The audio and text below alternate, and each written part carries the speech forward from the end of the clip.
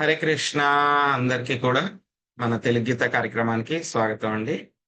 కార్యక్రమం మొదలు పెట్టే ముందు ఇస్కాన్ శేషాద్రిపురం అధిష్టాన దేవతలైనటువంటి శ్రీ శ్రీ జగన్నాథుడు, బలదేవ, సుభద్ర మహారాణి, సుదర్శన, గౌరంగి బెంగళూరీశ్వర్, లక్ష్మీ నరసింహస్వామి, వామనదేవ్, గౌరనితాయ్ అందరికీ కూడా నమస్కరించుకుంటూ కార్యక్రమంలో మనము ముందుకు వెళ్దామండి. ప్రార్థన చేద్దాము.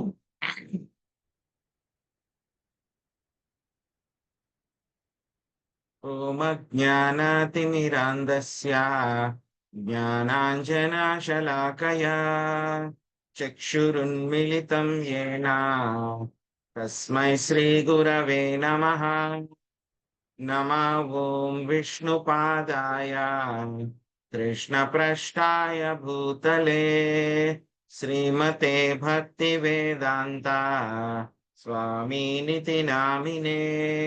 నమస్తే సరస్వతే దేవే గౌరవాణి ప్రచారిణే నిర్విశేష శూన్యవాది పాశ్చాత్య దేశతారిణే.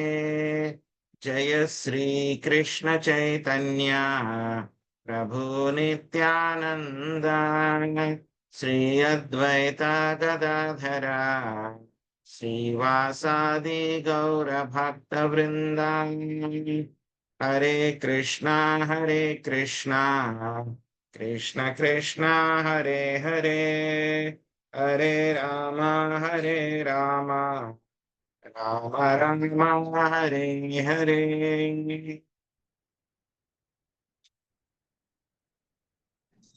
హరే కృష్ణ ప్రభుజీ, ధన్యవాద ప్రణామం. హరే కృష్ణ. మనం ఈరోజు 15వ అధ్యాయము పురుషోత్తమ యోగంలో 10, 11 శ్లోకాలు నేర్చుకోవడానికి ప్రయత్నిద్దాము. ఉత్క్రామంతం స్థితం వాపి భుంజానం వా గుణాన్వితం విమూఢానానుపశ్యంతి పశ్యంతి జ్ఞానచక్షుషః. జీవుడు ఏ విధముగా తన దేహమును విడిచునో ప్రకృతి గుణముల ప్రభావమున ఎట్లు శరీరమునందుండి దానిని అనుభవించునో మూఢులు ఎరుగజాలరు. కాని జ్ఞానచక్షువులు కలిగిన వారు ఈ విషయమును చక్కగా గాంచగలరు. 11వ శ్లోకము. యతంతో యోగినశ్చైనం పశ్యన్యాత్మన్యవస్థితం యతంతోప్యకృతాత్మానో నైనం పశ్యంత చేతసః. అనువాదము: ఆత్మానుభూతి నందు ప్రతిష్ఠితులైనట్టి యత్నశీలురైన యోగులు దీనిని అంతటినీ స్పష్టముగా గాంచగలుగుదురు. కాని అచేతనులు మరియు ఆత్మానుభూతి నందు స్థితిని పొందని వారు ప్రయత్నించినప్పటికీ ఏమి జరుగుచున్నదో గాంచలేరు.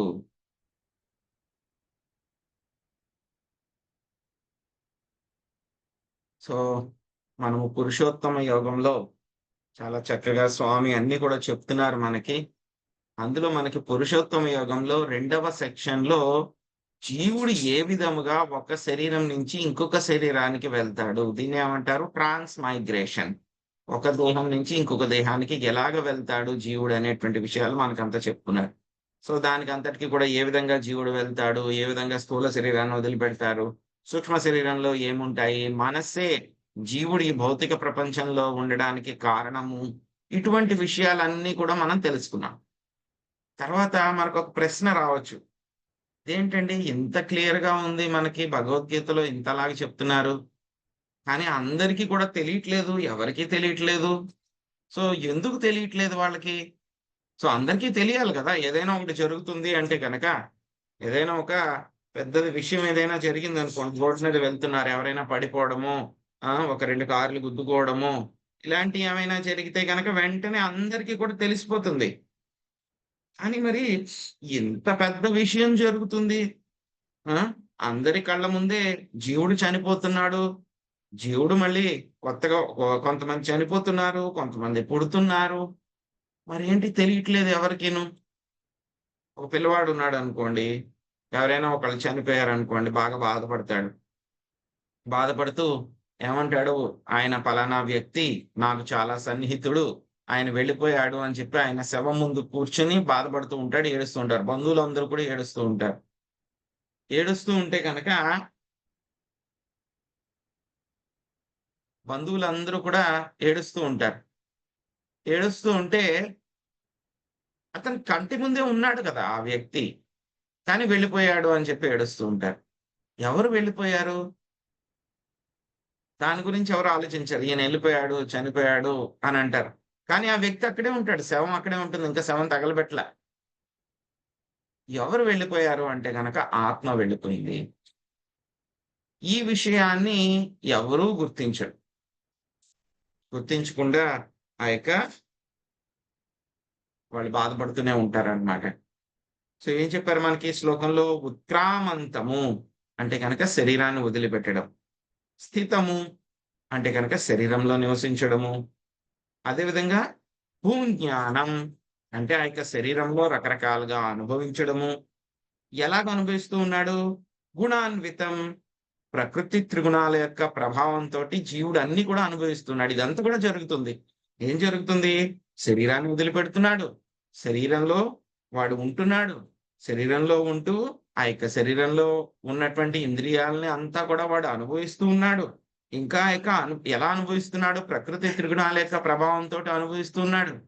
ఇవన్నీ కూడా జరుగుతూ ఉన్నా సరే గుర్తించలేకపోతున్నారు అందరూను. ఎవరు గుర్తించలేకపోతున్నారు? విమూఢా నాను పశ్యంతి. మూఢ అంటే గనక మనకి వస్తుంది 8వ అధ్యాయంలో. అందులో 4 రకాలైనటువంటి వ్యక్తులు స్వామికి ఎవరు శరణు పొందరు అనేటువంటి దాంట్లో మూఢ అనేటువంటిది వస్తుంది. సో విమూఢ అనంటే గనక ఏంటి? ఈడు మహామూర్ఖుడు అన్నమాట. మూఢ అంటే గనక మూర్ఖుడు. విమూఢ అంటే గనక మహామూర్ఖుడు అన్నమాట వీడు. సో విమూఢ అనుపశ్యంతి నా అనుపశ్యంతి. అనుపశ్యంతి అంటే గనక చూడగలగటం. నానుపశ్యంతి చూడలేకపోతున్నాడు ఎవరు? యొక్క విమూఢ మహామూర్ఖుడు ఎవరైతే ఉన్నాడో వాడు చూడలేకపోతున్నాడు. ఇది గుర్తించలేకపోతున్నాడు. మరి ఎవరు చూడగలుగుతున్నారు? పశ్యంతి చూడగలుగుతున్నారు. ఎవరంట? జ్ఞాన చక్షుషః. ఎవరికైతే కనుక వాళ్ళ యొక్క జ్ఞానము అనేటువంటి కళ్ళు కలిగినటువంటి వాళ్ళు దీన్ని చక్కగా చూడగలుగుతున్నారంట. మూఢులు దీన్ని చూడలేకపోతున్నారు. వాళ్ళ కళ్ళ ముందే జరుగుతున్నాయి ఇవన్నీ కూడా. శరీరాన్ని వదిలిపెడుతున్నారు. అందరూ కూడాను రకరకాల శరీరాలు తీసుకుంటున్నారు. ఆ యొక్క శరీరాలను వాళ్ళు అనుభవిస్తూ ఉన్నారు. మళ్ళీ శరీరాన్ని వదిలిపెడుతున్నారు.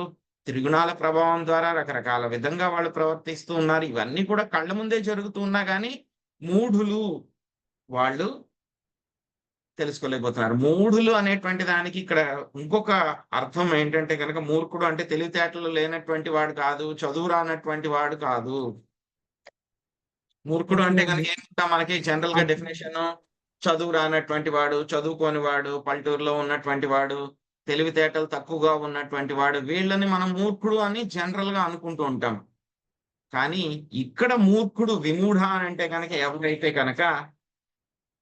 ఎవరైతే కనుక ఈ యొక్క శరీరంతో తనని వాడు నేనే శరీరము అనుకుంటూ ఈ శరీరంలో వచ్చేటువంటి ఇంద్రియాల ద్వారా కలిగేటువంటి కష్ట సుఖాలలో పూర్తిగా ఇన్వాల్వ్ అయిపోయి ఉంటాడో వాడు మూర్ఖుడు. మహామూర్ఖుడు అన్నమాట. విమూఢ. ఎవరైతే కనుక ఈ యొక్క శరీరమే నేను అనేటువంటి భావనలో ఉంటాడో, ఆ భావనలో ఉండి ఇంద్రియాల ద్వారా కలిగేటువంటి సుఖదుఖాలనన్నిటినీ కూడా అనుభవిస్తూ అదే జీవితం యొక్క పరమార్థము అని అనుకుని ఎవరైతే కనుక ఆ విధంగా అనుకుంటూ ఉంటారో వాళ్ళెవరు? విమూఢులు. వాళ్ళు ఈ యొక్క ఆత్మ అనేటువంటిది ఈ విధంగా శరీరాలను వదిలిపెట్టి వెళ్తోంది. వేరొక శరీరాలకి వెళ్తోంది. నువ్వు ఇప్పుడున్నప్పుడు చేసినటువంటి కర్మల ద్వారానే శిష్ట శరీరాలు వస్తాయి. ఈ విషయాలన్నీ కూడా ఆ యొక్క విమూఢులు గుర్తించలేరు. ఎవరైతే కనుక జ్ఞాన చక్షువులు కలిగి ఉన్నారో వాళ్ళు మాత్రమే ఈ యొక్క విషయాన్ని వాళ్ళు గుర్తించగలరు. మరి ఎవరికి ఉంటాయి ఈ యొక్క జ్ఞాన చక్షువులు? జ్ఞాన చక్షువులు అంటే కనుక జ్ఞానం లేకపోతే కనుక ఎవరు కూడా వీటిని చూడలేరన్నమాట. ఎటువంటి జ్ఞానం కావాలి మనకి? ఏదో మనకి యూనివర్సిటీల్లోనో లేకపోతే స్కూళ్ళలోనో, కాలేజీలోనో మనం చదువుకునేటువంటి జ్ఞానం అదంతా కూడా భౌతికపరమైనటువంటి జ్ఞానం. ఏం నేర్పుతారు మనకి? సైన్స్ అంటారు, సోషల్ అంటారు, ఆ తర్వాత మ్యాథ్స్ అంటారు, వేరే సబ్జెక్ట్స్ ఇంకా వేరే వేరే విషయాలన్నీ కూడా నేర్పుతారు. ఇంకా పెద్ద పెద్ద విషయాలైతే గనక ఇంజినీరింగ్‌లు, మెడికల్స్ ఇవన్నీ. అవన్నీ కూడా భౌతికపరమైనటువంటి జ్ఞానము. ఆ జ్ఞానం ఉంటే గనక ఏమీ లాభం లేదు. ఆ జ్ఞానం ఉన్నవాళ్ళు ఏమీ తెలుసుకోలేరు. ఆ జ్ఞానం ఉన్నవాళ్ళు తెలుసుకోలేరనమాట. సో, ఎటువంటి జ్ఞానం కావాలి మనకి? ఆధ్యాత్మిక జ్ఞానం కావాలి. ఎలా అంటే గనక ఎలా చూడగలుగుతున్నారు? ఎలా చూడలేకపోతున్నారు అంటే గనక ఒక చిన్న ఎగ్జాంపుల్ తీసుకుందాం. మన కారుందనుకోండి. మనం ఎక్కడికో డ్రైవ్ చేసుకుంటూ వెళ్తున్నాం. వెళ్తే గనక ఇంజిన్‌లో ఏదో ప్రాబ్లమ్ వచ్చింది. ఇంజిన్‌లో జనరల్‌గా ప్రాబ్లమ్ వస్తే గనక ఏమవుతుంది? ఇంజిన్ ఆగిపోతుంది. లేకపోతే గనక ఇంజిన్ వేడెక్కిపోయి పొగలవి కూడా వస్తాయి. సో, పొగలొస్తున్నాయి అని చెప్పి ఎవరో పక్కోళ్ళు చెప్తే గనక వెంటనే బండాపి మనము ఏం చేసాము? బానెట్ ఓపెన్ చేసి చూసాం. పొగలొస్తున్నాయి బాగా. సో, మనకేం కనపడతాయి? ఇంజిన్ బయట కనబడుతుంది. ఆ ఇంజిన్‌లో వచ్చేటువంటి పొగలు కనబడతాయి. అమ్మో! వేడిగా ఉంది అని చెప్పి తెలుస్తుంది. అదే ఒక మెకానిక్‌ని పిలిచామనుకోండి, ఒక ఇంజినీర్‌ని పిలిచామనుకోండి.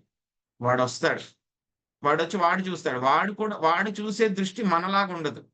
మనం ఏం చూస్తాము? ఇంజిన్ చూస్తాము. ఇంజిన్ బయటున్నది చూస్తాము. ఆ పొగలొస్తున్నాయి, వేడిగా ఉంది అంతవరకే మనం చూస్తాం. ఆ మెకానిక్ వచ్చాడనుకోండి, వాడేం చేస్తాడు? వెంటనే ఆ ఇంజిను ఎందుకు వేడెక్కుతోంది? ఇంజిన్ ఆయిల్ ప్రాబ్లమ్ ఉందా? అని చెప్పేసి వెంటనే ఇంజిన్ ఆయిల్ బయటికి తీసి, అది ఆయిల్ సరిగ్గా ఉందా? లేదా? ఎందుకు హీట్ ఎక్కింది? సో, రేడియేటర్‌లో నీళ్లున్నాయా? లేదా? కూలింగ్ అవుతుందా? లేదా? అని చెప్పి ఆ మిషన్‌లోకి వెళ్లి మొత్తం అంతా కూడా చెక్ చేసి ఎక్కడ ప్రాబ్లమ్ ఉందో సెట్ చేస్తాడు. సో, ఆ మెకానిక్కు ఆ కారుని చూసేటువంటి దృష్టి వేరేగా ఉంటుంది. మనం చూసేటువంటి దృష్టి వేరేగా ఉంటుంది. అదే విధంగా ఎవరైతే కనుక మామూలు వాళ్ళు చూసేటువంటిది ఎవరైతే మూఢులు ఈ యొక్క సుఖదుఖాలు, ఎంజాయ్‌మెంట్స్‌లో మునిగి తేలేటువంటి వాళ్ళు ఈ యొక్క మరణాన్ని చూసేటువంటి దృష్టి వేరేగా ఉంటుంది. ఎవరైతే కనుక ఆధ్యాత్మిక జ్ఞానం పొందినటువంటి వాళ్ళు చూసేటువంటి దృష్టి వేరేగా ఉంటుంది. ఇద్దరు చూస్తూనే ఉంటారు. అవే కళ్ళతో చూస్తూ ఉంటారు. కానీ వాళ్ళ యొక్క దృష్టికోణం వేరేగా ఉంటుందన్నమాట. ఎలా వస్తుందండి మనకి ఈ యొక్క జ్ఞాన చక్షుషు అనంటే గనక, మనకి యొక్క భగవద్గీత, శ్రీమద్ భాగవతము ఇటువంటి శాస్త్రాల్ని మనము సరైనటువంటి గురువుల దగ్గర నుంచి వినడం ద్వారా వస్తుందన్నమాట. సరైనటువంటి గురువుల ద్వారా వినడం వస్తుంది. వీళ్ళే చాలా అదృష్టవంతులన్నమాట.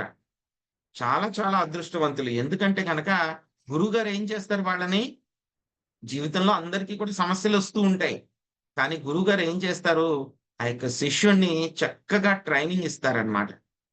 ట్రైనింగ్ ఇవ్వడం మూలంగా ఏ సమస్యొచ్చినా సరే, దాన్ని ఏ విధంగా చూడాలి, దాని యొక్క థింక్ ఔట్ ఆఫ్ బాక్స్ అంటారు గదా! జనరల్‌గా. అంటే గనక బాక్స్ బయట నుంచి ఆలోచించు అంటారు. అలాగా గురువులేం చేస్తారంటే గనక మనని ఆ సమస్యని ఎలాగ మనం తీసుకోవాలి, ఎలాగ ఆలోచించాలి, దాన్ని ఎలా చూడాలి అనేటువంటిది వాళ్ళు చక్కగా మనకి చెప్తారన్నమాట. అప్పుడు మనము మన యొక్క జీవితాన్ని సరైన విధంగా నడుపుకోగలం. లేకపోతే గనక చిన్న చిన్న సమస్యలొస్తేనే ఏం చేస్తున్నారు అందరూ కూడా ఈ రోజుల్లో? ఏదో చిన్నది ఒక 10థ్ క్లాస్ ఎగ్జామ్‌లో ఫెయిల్ అయ్యాననో, లేకపోతే గనక ఫస్ట్ క్లాస్ రాలేదనో, లేకపోతే చిన్న మార్కులేవో తక్కువొచ్చినాయని చాలా ఎక్స్‌ట్రీమ్ స్టెప్స్ తీసేసుకుంటున్నారు వాళ్ళు లైఫ్‌లో. ఎందుకంటే గనక వాళ్ళ యొక్క దృష్టి సరిగ్గా లేదు. కానీ ఎవరైతే కనుక ఇక దృష్టి సరిగ్గా ఉంటుందో, వాళ్ళ యొక్క దృష్టి ఆధ్యాత్మికంగా వాళ్ళు చూడగలుగుతారు. కానీ ఎవరైతే అని ఎవరైతే ఉన్నారో, వాళ్ళు కోరికలు, కామము వీటిలతోటి ఈ యొక్క జీవుడు శరీరాల్ని మారుస్తూ ఉన్నాడు. ఒక శరీరం నుంచి ఇంకో శరీరంలోకి వెళ్తున్నాడు అని చెప్పేసి ఈ విషయాన్ని వాళ్ళు తెలుసుకోలేరన్నమాట. విషయాన్ని తెలుసుకోలేరు. సో, ఇంకా ఏంటంటే గనక చాలా మంది ఆధ్యాత్మికవాదులుంటారు. సో, ఆధ్యాత్మిక జ్ఞానం తెలుసున్నటువంటి వాళ్ళు, ఎవరో పండితులు, సో, వేదాలు తెలుసున్నటువంటి వాళ్ళు, లేదా పూజలు చేస్తున్నటువంటి వాళ్ళు, అందరికీ యొక్క ఆధ్యాత్మిక పోనీ భౌతిక జ్ఞానం తెలుసున్నటువంటి వాళ్ళైతే గనక వాళ్ళకి తెలీదన్నారు. ఏదో వేదాలను ఎంతో కొంత పాటిస్తూ ఉన్నటువంటి వాళ్ళు, ఏదో యోగాభ్యాసం చేస్తున్నాళ్ళో, లేకపోతే యోగా చేస్తున్న వాళ్ళో, లేకపోతే గనక ఇక తర్కం చేస్తున్నారో వీళ్ళందరికీ కూడా తెలుస్తుందండి మరి? ఈ యొక్క శరీరం ఎలాగ వెళ్తోంది ఏంటి అంటే గనక అందరికీ కూడా తెలీదు. వాళ్ళలో కూడా అందరికీ కూడా తెలీదు. ఎందుకంటే గనక వాళ్ళందరూ కూడా ఏం చేస్తారు, యోగా అనేటువంటిది శరీరం ఒక జిమ్నాస్టిక్ ఎక్సర్‌సైజెస్ అన్నమాట. వ్యాయామం చేయడంలాగా వాళ్ళు యోగా చేస్తారు. వాళ్ళ యొక్క ఉద్దేశ్యం ఏంటి? శరీరాన్ని బాగా ఫిట్‌గా ఉంచుకోవాలి. పెట్టిగా ఉంచుకుంటే ఏంటి, నేను ఇంకా బాగా ఇంద్రియ భోగం చేయొచ్చు. ఇంకా నా యొక్క ఆయుర్దాయం ఆయుష్‌ని నేను పెంచుకోవాలి. పెంచుకోవాలంటే మంచి ఆరోగ్యం ఉండాలి. ఆరోగ్యం ఉండాలంటే నేను యోగా చేయాలి. యోగా చేయాలంటే ఎక్సర్సైజ్ చేయాలి. వాళ్ళ లెవెల్ అంతే. వాళ్ళ లెవెల్ అంతే. అటువంటి వాళ్ళకి కూడా ఈ యొక్క ఆధ్యాత్మిక జ్ఞానం ఉండదు కాబట్టి వాళ్ళకి కూడా ఈ యొక్క జ్ఞాన చక్షువులు ఉండవు. సో, ఏమవుతుంది, ఎవరికి ఉంటుంది ఈ యొక్క జ్ఞాన చక్షువు అంటే గనక దానికి జడభరతుడు ఆయన రాహు గుణాకి చెప్తారనమాట. జడభరతుడు అంటే మనందరికీ కూడా తెలుసు. ఆయన వృషభదేవి యొక్క కుమారుడు మొత్తం. ప్రపంచమంతా కూడా ఆయన కంట్రోల్‌లోనే ఉంది. అయినా సరే యుక్త వయసులోనే మొత్తం ఆయన రాజ్యాన్ని, ఆయన యొక్క భార్యని, పిల్లల్ని అందరిని కూడా వదిలేసి ఆయన కృష్ణుడిని పొందడం కోసం అడవిలోకొచ్చేస్తారు. దురదృష్టవశాత్తు ఆయన ఒక లేడి పిల్లకి ఆయన బంధం పెంచుకుంటారు. దాని మూలంగా మరుసటి జన్మలో ఆయన లేడి జన్మ తీసుకోవాల్సొస్తుంది. తర్వాత కానీ ఏంటంటే స్వామి జ్ఞాపక శక్తి ఇవ్వడం మూలంగా ఆ లేడి కూడా ఏం చేసేది, మిగతా లేడులతోటి తల్లిని వదిలిపెట్టేసి ఆ యొక్క గొప్ప మునులు, ఋషులు ఎవరైతే ఉంటారో, భక్తులు ఎవరైతే ఉంటారో వాళ్ళ సాంగత్యంలోనే గడిపేది. అలా ఉండడం మూలంగా మరుసటి జన్మ మళ్ళీ ఏమైంది, స్వామి ఏమిచ్చారు, మళ్ళీ ఛాన్స్ ఇచ్చారు. ఒక చక్కని బ్రాహ్మణ కుటుంబంలో ఇచ్చారు. ఈసారి ఏంటంటే గనక ఆయన కావాలనే మొత్తం ఆయనకి ఎంత భక్తి ఉన్నా సరే దాన్నెక్కడ బయట కూడా చూపించలేదు. తెలివితేటలున్నా, జ్ఞానం ఉన్నా సరే.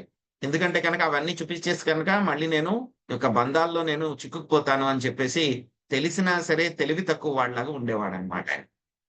ఏమవుతుంది, ఒకసారి ఆయన అలాగా వెళ్తూ ఉంటాడాయన. వెళ్తూ ఉంటే గనక ఆ దేశం యొక్క రాజుగారనమాట. రాహుగుణ ఆయన. ఆయన అంత పెద్ద రాజుగారైనా సరే ఆయనకెక్కడ సంతోషం ఏది లేదు. ఆనందం ఏది లేదాయనకి. అందుకని చెప్పి అగస్త్య ముని దగ్గరికి వెళ్దాము. దానికి నివారణ ఏంటో తెలుసుకుందాం అని చెప్పి ఆయన వెళ్తూ ఉంటాడు. ఒక పల్లకీలో వెళ్తూ ఉంటారు. పల్లకీలో వెళ్తూ ఉంటే పల్లకీ అంటే గనక జనరల్‌గా నలుగురు మోస్తారు మినిమమ్. కానీ ఏమవుతుందంటే ఆ రోజు పల్లకీ మోసేటువంటి ఒక వ్యక్తికి అనారోగ్యం చేస్తుందనమాట. మొయ్యలేకపోతాడు. అప్పుడు అక్కడ భటులు ఉంటే గనక చెప్తే గనక ఎవరినైనా ఒక వ్యక్తిని తీసుకురండి పల్లకీని మోయడానికి అంటే గనక తీసుకొస్తారు. సో, ఎందుకంటే గనక అక్కడ ఈయన జడభరతుడు వెళ్తూ ఉంటాడు. ఆయనేంటంటే గనక శరీరం చాలా దృఢంగా, స్ట్రాంగ్‌గా ఉంటుందనమాట. చాలా బలంగా ఉంటాడు. పుష్టిగా ఉంటాడనమాట. మోయగలడనమాట. సో, ఈయనైతే గనక సరిపోతాడు పల్లకి మోయడానికని చెప్పేసి ఆ రాజభటులు ఏం చేస్తారు, ఆయన పట్టుకొనొస్తారు. రావయ్య నువ్వు పల్లకి మోయాలి రాజుగారొస్తారు. జడభరతుడు ఎవరిని ఏమి కాదండి ఆయన పట్టించుకోడాయన. ఓకే అని చెప్పేసి వస్తాడు. పల్లకి ఒకవైపు మొయ్యమని చెప్పేసి పెడతారనమాట. ఆయన మోస్తూ ఉంటాడు. కానీ మోస్తూ ఉంటే ఏమవుతుందంటే గనక నడిచి వెళ్ళే దారిలో అక్కడ చిన్న చిన్నవి చీములవన్నీ వస్తూ ఉంటాయన్నమాట. వస్తూ ఉంటే గనక ఆయన ఏం చేస్తాడు, ఎవరైనా సరే మామూలుగా అలా నడుచుకుంటూ వెళ్తూ ఉంటాడు. కానీ ఆ చీమలొస్తున్నప్పుడు కొంచెం పక్కకు తప్పుకుంటాడాయన. ఈ పల్లకీలో వెళ్ళేవాళ్ళు ఏంటంటే గనక చాలా రిథమిక్‌గా వెళ్తారన్నమాట వాళ్ళు. నలుగురు ఒకేసారి అడుగులు వేయాలి, ఒకేసారి అడుగులు తీయాలి, ఒకేసారి మూవ్ అవ్వాలి. ఒక సౌండ్ చేసుకుంటూ వెళ్తారు. అమ్మో! నలుగురిలో ఒక్కడు కొంచెం గతి తప్పినా సరే పల్లకీ లోపల ఉన్నటువంటి వాళ్ళకి షేకొస్తుందన్నమాట. ఇలా పక్కకి ఇటు ఇటు పడిపోవడం అలాంటియన్నీ కూడా జరుగుతూ ఉంటాయి. సో, కంటిన్యూయస్‌గా ఇలాంటి డిస్టర్బెన్సెస్ అన్నీ కూడా అవుతూ ఉంటాయన్నమాట. వెంటనే అక్కడ ఉన్నటువంటి భటులను అడుగుతారన్నమాట రాజు. ఆయన రాహుగుణ అడుగుతారు. "ఏమైంది పల్లకి ఈరోజు సరిగ్గా తీసుకెళ్ళట్లేదేంటి? ఇష్టం వచ్చినట్లు నడుపుతున్నారు" అంటే గనక ఆ మిగతా ముగ్గురు ఉంటారు కదా! పల్లకి మోసేవాళ్ళు వాళ్ళు భయపడిపోతారన్నమాట. లేదండి రాజుగారు మేము కరెక్ట్‌గానే చేస్తున్నామండి. కానీ ఈరోజు పలానా వ్యక్తి ఒంట్లో బాలేదని చెప్పేసి ఆయన కొత్తాయన్ని తీసుకొచ్చాము. ఆయన మూలంగానే ఇదంతా కూడా జరుగుతుంది. మమ్మల్ని క్షమించండి. మేము కరెక్ట్‌గానే చేస్తాం. ఎందుకంటే భయం అన్నమాట రాజుగారంటే మళ్ళీ ఏమన్నా చేసేస్తారేమో అని చెప్పేసి. సో, అప్పుడు ఆయన జడభరతుడిని ఉద్దేశించి చాలా సర్కాస్టిక్‌గా అన్నమాట. వెటకారంగా ఆయన ఈ విధంగా అంటూ ఉంటాడన్నమాట. "ఓహ్! నువ్వు చూస్తే చాలా అలసిపోయినట్టున్నావే నువ్వు. పల్లకీని చాలా సేపటి నుంచి మోసేస్తున్నావు కదా నువ్వు. చాలా దూరం నుంచి చాలా సేపటి నుంచి మోసేస్తున్నావు. అందుకని చెప్పి చాలా అలసిపోయినట్టున్నావే." ఎందుకంటే జడభరతుడు అప్పుడే వచ్చాడాయన. ఎక్కువ సేపు అవ్వలేదు కూడా. కానీ ఆయన అలా అంటున్నారన్నమాట. "నువ్వు చూస్తే గనక చాలా ముసలివాడివి అయిపోయినట్టున్నావు. అసలు బలం లేదు, ఏం లేదు, పుష్టి లేదు నీది." అది కూడా రివర్స్ అన్నమాట. జడభరతుడు చూస్తే చాలా బలంగా, పుష్టిగా యుక్త వయసులో ఉన్నాడాయన. సో, ఇంకేమన్నారు? "నువ్వేమన్నా చనిపోయావా ఏంటి? నీకసలు ప్రాణమే లేదా ఏంటి?" అని చెప్పేసి ఆయన ఇంక మూడో విషయం అన్నారన్నమాట. మళ్ళీ తర్వాత నాలుగో విషయం అన్నారు. "నీకు తెలీదా? నేను నీకు యజమానిని, రాజుగారిని నేను. నువ్వు పిచ్చివాడిలాగున్నావు. తేడా వచ్చిందంటే గనక నిన్ను నేను శిక్షిస్తాను" అని చెప్పేసి రాహుగుణ అంటారన్నమాట. అప్పుడు జడభరతుడు మామూలుగా జనరల్‌గా ఆయన ఎవరికీ కూడా సమాధానం ఇవ్వరు. దేనికి ఎవరు ఏమన్నా సరే ఆయన పట్టించుకోరనమాట. సో, ఆయన వీట్లికి ఆయన సమాధానం ఇస్తారనమాట. ఏమని సమాధానం ఇస్తారు? "నువ్వు చాలా అలిసిపోయావు" అనంటే గనక దానికి సమాధానం ఆయన ఏమిస్తారు అంటే గనక, "నేను ఆత్మని యొక్క శరీరం నుంచి శరీర భావన లేదు నాకు. దేహాత్మ భావన లేదు. ఈ యొక్క బరువంతా కూడా ఎవరు మోస్తున్నారు? ఈ యొక్క దేహం అనేటువంటిది మోస్తుంది. ఆ దేహం మోయడం మూలంగా వచ్చేటువంటి అలసట ఏదైతే ఉందో అది శరీరానికే గాని నా యొక్క ఆత్మకి కాదు." ఇది ఆయనిచ్చినటువంటి మొదటి ఆన్సర్ అన్నమాట సమాధానం. తర్వాత మళ్ళీ నువ్వు చాలా ముసలివాడివయిపోయావా అంటే గనక, ఈ యొక్క పొడుగ్గా ఉండడము, లావుగా ఉండడము, అదే విధంగా ఆకలి వేయడము, ఇవన్నీ కూడా నాకు సంబంధించినవి కాదు. అవన్నీ కూడా శరీరానికి సంబంధించినవి. ఎందుకంటే గనక నేను ఆత్మని. ఎందుకంటే గనక ఆత్మ స్థాయిలో ఉన్నాడాయన. ఆత్మస్థితుడై ఉన్నాడు కాబట్టి. మళ్ళీ నువ్వు చనిపోయావా అన్న దానికి సమాధానం ఏంటంటే, ఈ యొక్క భౌతిక ప్రకృతిలో ప్రతీదీ కూడా ఏమవుతుంది? ప్రతీదీ దానికి కూడా ఒక మొదలు, అంతము అనేటువంటిది ఉంది.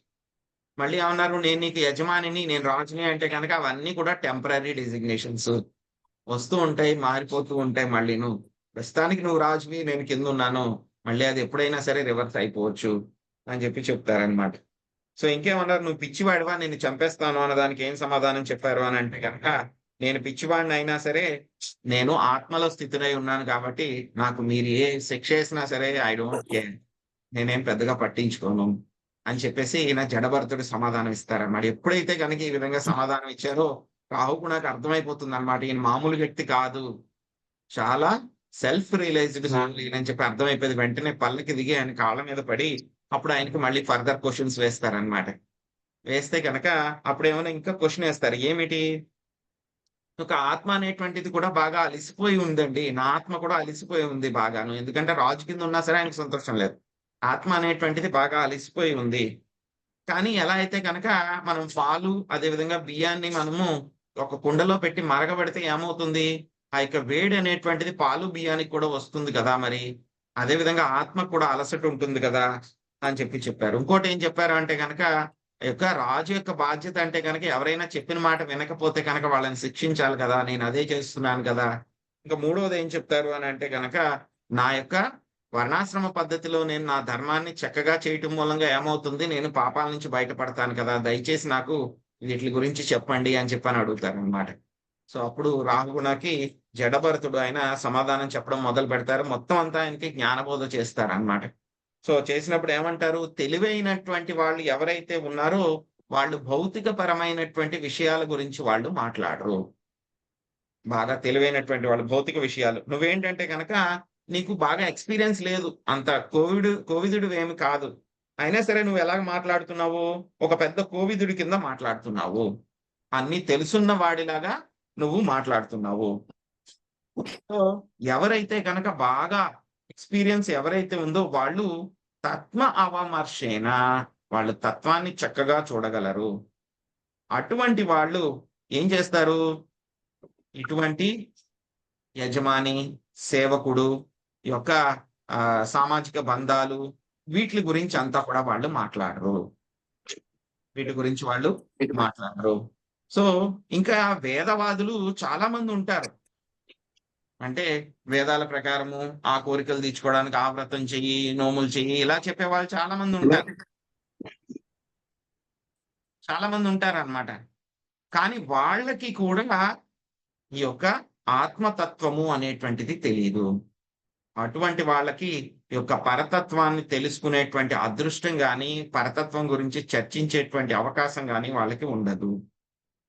ఎవరైతే కనుక ఈ యొక్క భౌతిక ప్రపంచంలో దొరికేటువంటి ఆనందమంతా కూడా ఒక కల లాంటిది అని ఎవరైతే అనుకుంటారో, వేదాలనేటువంటి దాంట్లో మొత్తం జ్ఞానమంతా కూడా ఉంటుంది. అటువంటి వాళ్ళకి అబ్సల్యూట్ ట్రూత్ పరమ సత్యాన్ని తెలుసుకోవడానికి వేదాలు కూడా సరిపోవు. ఎందుకంటే గనక మనకి దశమ స్కందంలో వస్తుందన్నమాట. వేదస్థుతిలో వేదాలే ప్రార్థిస్తాయి శ్రీకృష్ణ భగవానుడికనమాట. వేదాలు ప్రార్థిస్తాయన్నమాట. సో, "మాకే నీ గురించి తెలియట్లేదయ్యా!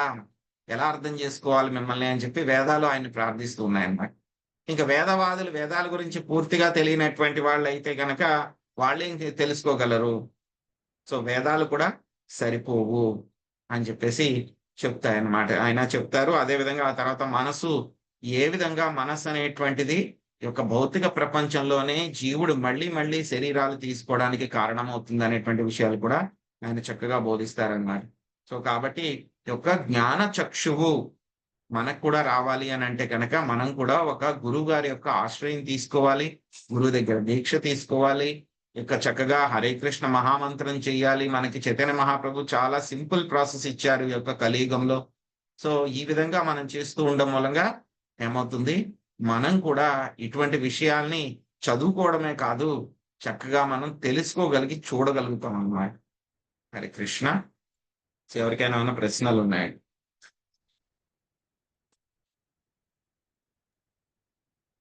హరే కృష్ణ ప్రభుజీ. ప్రభుజీ మీరు చెప్పినట్లుగా నిజంగానే మనం స్థూల శరీరానికి సంబంధించి ఆలోచన చేస్తూ ఉంటాం కానీ లోపల అసలు సూక్ష్మ శరీరంలో వాటి ప్రభావంతో మనం ఈ విధంగా ఉన్నాం అనేది మీరు ఒక ఇంజన్ కారు గురించి చెప్పి చాలా అద్భుతంగా మాకు అర్థమయ్యేలా చెప్పారు ప్రభుజీ. చాలా అద్భుతంగా ఉంది ప్రభుజీ. హరే కృష్ణ. హరే కృష్ణ. జడభర్తుని స్టోరీ కూడా చాలా బాగా చెప్పారు ప్రభుజీ. తెలియనోడు కూడా చక్కగా తెలిసినట్లు. ధన్యవాదాలు ప్రభుజీ. హరే కృష్ణ. హరే కృష్ణ.